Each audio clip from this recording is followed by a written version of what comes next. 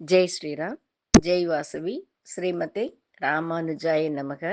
అడియన్ కుమారి చెయ్యార్లించి మాట్లాడుతున్నాను. అందరికీ నమస్కారం. మనం వారం తిరుక్కోళూర్ పెన్పిళ్ళై రహస్యం అట్లానే మహావాక్యంలోంచి ఒక్కొక్క భక్తர்களுடைய కథలుగా చూసా, తెలుసుకుంటా, వినుకుంటా వస్తా ఉండాము. వాళ్ళோட భక్తి వైభవాన్నింతా మనం పురింజుకుంటాము. ఈ విషయాన్నింత తెలుసుకుని, మనము ఎంత అలవుగు భక్తి చెయ్యాలా అట్లాన్నదని మనం పురింజుకోవాల. అదిదా ఈ విషయంలో మనం తెలుసుకోవాల్సింది. తిరుక్కోళూరు పెన్పిళ్ళై ఆ ఊరుడిచి బయట పోతారు. రామానుజర్ ఆ పక్క వస్తారు. అందరూ వచ్చి పుగలే ఊరు. నీకెందుకు మా పొయ్యే ఊరుగా అయిపోయింది అనేసి అడుగుతారు. దానికి ఆయమ్మ 80 ఒయిటి 81 వాక్యంల ఒక్కురొక్కురినిగా వీళ్ళని మారి నే ఉంటినా, వాళ్ళని మారి నే భక్తి చేసినా అనేసి చెప్తా వస్తుంది. ఈ మరి వాళ్ళు సంధించిన ఆ ఒక విషయాన్నించి 81 వాళ్ళు భక్తులంతా ఎట్లంతా భక్తి చేసినారు అటానేది మనం తెలుసుకునే దానికోసరందా ఇంత వైభవంగా ఇది నింత చెప్పబడతాంది. మనం తెలుసుని మనము ఎట్లా భక్తి చేయాలా అనేదాన్ని పురింజుకోవాలి. ఈ వరుసలో 75 వారం పూర్తి అయింది ఇంతవరకు. మీ అందరుடைய ఆశీర్వాదంలో ఇంతవరకు 75 వారం పూర్తి చేసిండాను. ఇప్పుడు 76 వాక్యానికి వచ్చిండాను. ఈ వాక్యం ఏమింటే, నీరిల్ గుదిత్తేనో గణపురత్తాళై పోలే. నీరిల్ గుదిత్తేనో ఘనపురత్తాళై పోలే. అట్లా అనే వాక్యాన్నిగా ఆయమ్మ రామానుజర్ ధర చెప్తారు. ఈ తిరుక్కోళూరు పెన్పిళ్ళై రామానుజర్ ధర చెప్తారు. దీంట్లో మనం గణపురత్తాళ్ అట్లనే ఆమెనుடைய విషయాన్నిదా తెలుసుకోపోతాం. ఈ గణపురత్తాళ్ అట్లా అనేది ఎవరంటే ఆచార్య భక్తి నిండా ఉండే ఒక ఆమె. శ్రీరంగంలో ఒక ఆచార్యరు ఉంటారు. వాళ్ళకు దండిగా శిష్యர்கள் ఉంటారు. ఆ అంత శిష్యர்கள்ல ఈ గణపురత్తాళు ఒక ఆమె. శ్రీరంగంలోనే వీళ్ళు ఉంటారు. ఆ మాదిరి ఉండంగా ఒక్కసారి సత్సంగానికోసరం పక్కన ఒక ఊరికి పోతారు. అందరుమే పక్కన ఊరికి పోతారు. ఆ మరి పక్కన ఊరికి పోయేసి, వాళ్ళు ఏం పనిగా పోయినారో ఆ పనిని ముడిచేసి, అక్కడ నుంచి బయలుదేరి తిరిగి శ్రీరంగం వచ్చేదానికి ప్రయత్నమవుతారు. ఆ మరి వచ్చేటప్పుడు కొంచెం సాయంకాలం అయిపోతుంది. వాళ్ళు వచ్చేదానికి ఒక దోవ ఏమింటే, కావేటిని దాటిదా వాళ్ళు శ్రీరంగానికి రావాలి. అప్పుడు ఏం చేసినారు, అక్కడ ఓ పరిసల్కారరుండారు. వాళ్ళ దగ్గర ఈ మరి మేమంతా అక్కడికి పోవాల, శ్రీరంగం పోవాల, మమ్మల్నింతా అక్కడ పిలుచుకొని పోతావా అని అడుగుతారు. ఆయనను అందరూ ఎక్కండి అని చెప్పి, ఒక పరిసల్లో ఎక్కి అందరూ శ్రీరంగానికి వస్తా ఉండారు.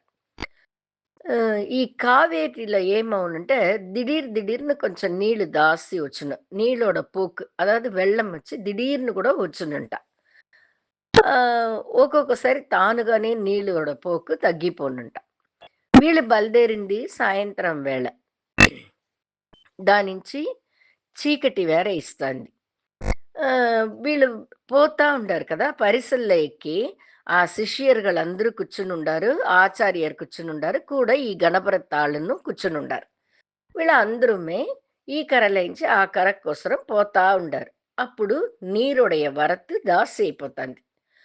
నీరుடைய வரத்து జాస్తి అవ్వను, అక్కడ ఒక తావుల సుழல் మారి రాన ఆరంభించేసింది. సుழல் రాన ఆరంభించంగానే అందరుమే భయపడిపోయినారు. ఏం చేసేదిని తెల్లేదే, ఎట్లా దీన్ని సమాళించేది అనేసి తెల్లేదు అనేసి అందరికిమే మనసుల నిండా దిగులైపోతాంది. అదే సమయంలో పరిసల్లో ఆయన ఏం చెప్తారంటే, "యోర్నా ఓరు దిగేవల, లేదంటే ఈ ఓడాని కర చేర్చని మాలదు. పరిసలు ఆ పక్క పొయ్యేదని చెయ్యని మళ్ళీ ఇక్కడ సుழல் వేర ఆరంభించేసింది. ఎవరన్నా ఓరు దిగేసిరింటే మిగతా ఉండేవాళ్ళని నా వల్ల కాపాడమాలను" అట్లా అని చెప్తారు పరిసల్కారు. అందరికీ ఉసురు భయమైపోతుంది. చీకటి. నీళ్ళు దాసి వేగంగా పోతంది. ఏమే మూతి ముక్కు తెలియని తావు నీళ్ళల్లో దుమికి ఎట్లా వాళ్ళు కర్ర తీరుతారు? అందరికిమే ఉయిర్ భయం వచ్చేస్తుంది. ఎవరు ఏం చేయని మాಳకుండా తెణరుతా ఉండారు.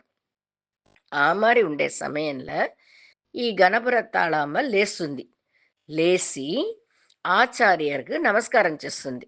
నమస్కారం చేసేసి పరిసలకారల్ని చూసి, "అయ్యా! మా ఆచార్యర్‌ని భద్రంగా ఆ కరైల పిలిచినిపోయి చేర్చండి."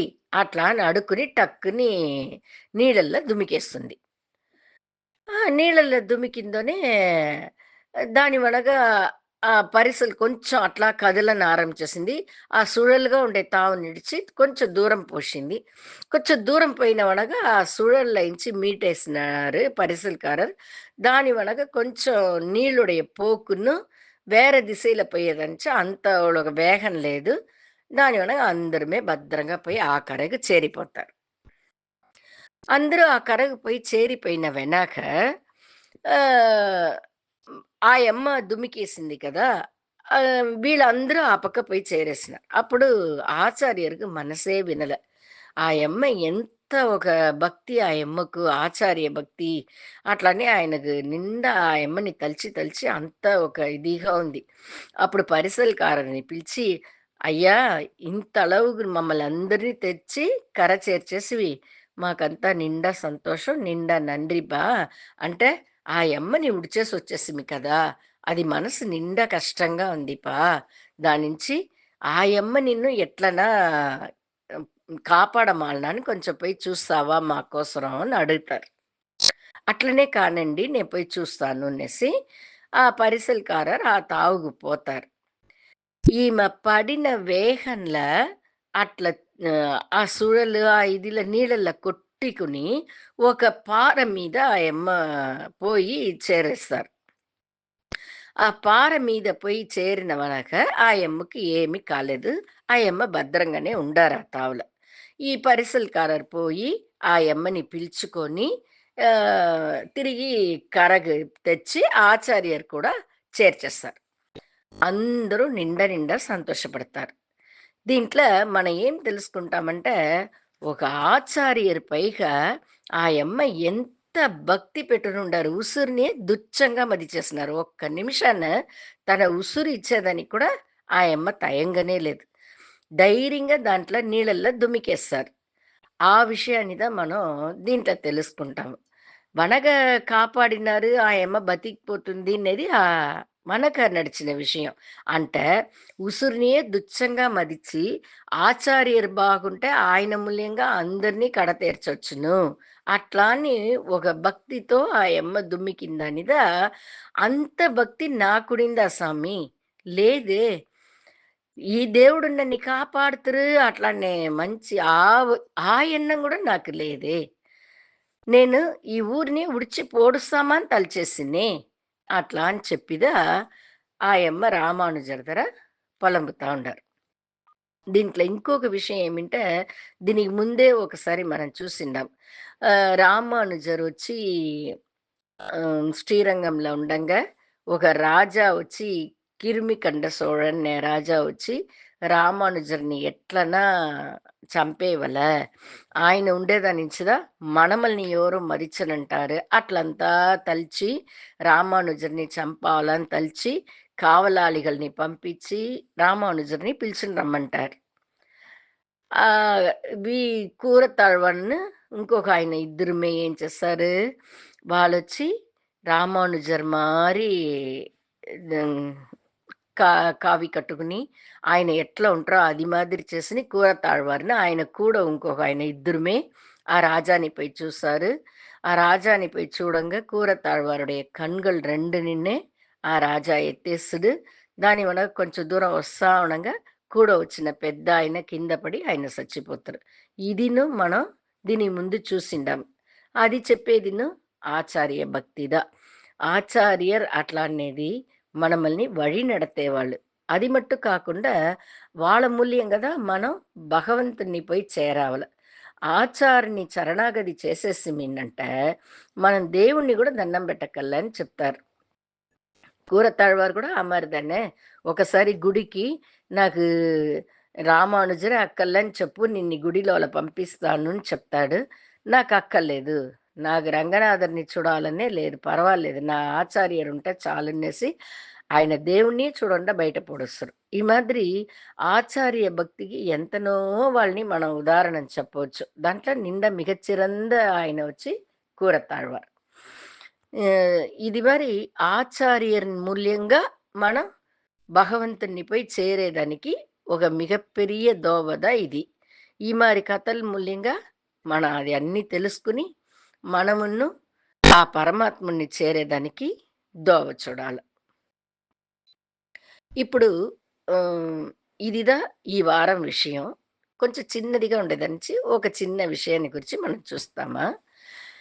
ఆహ్, మన ఇండియ దేశం, భారతదేశానికి 4 పక్క 4 దేవుళ్ళు, 4 పెరుమాళు కావిలి కాచుతారంట. ఎక్కడెక్కడ ఏమేమి అట్లా అనంటే పైక హిమాలయాస్‌ల బద్రీనాథం. దాని వనగా మనం ఇండియా మ్యాప్‌ని చూసిమింటే మనకి ఎడమ పక్క ద్వారకనాథం. ద్వారకై. మనగా మనకు కుడి పక్క చూసిమింటే పూరి జగన్నాథం. మనకు కింద వసిమింటే రామనాథం. రామనాథం, ద్వారకనాథం, జగన్నాథం, బద్రీనాథం. ఈ నలుగురు పెరుమాళ్ళను మనకు భారతదేశానికి కావిలి ఉండి మనమల్ని కాచుతారు.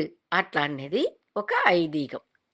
ఆ పెరుమాళ్ళని ఇంత దండం పెట్టి, ఆచార్య భక్తితో ఉండి, మనము ఆ భగవంతుని పోయి చేరేదానికి ముయర్చి చేస్తామా? ఆ భగవంతుడును, ఆ ఆచార్యరే మనకు దోవ చూపిస్తురు. జై శ్రీరామ్. శ్రీమతి రామానుజాయ నమః.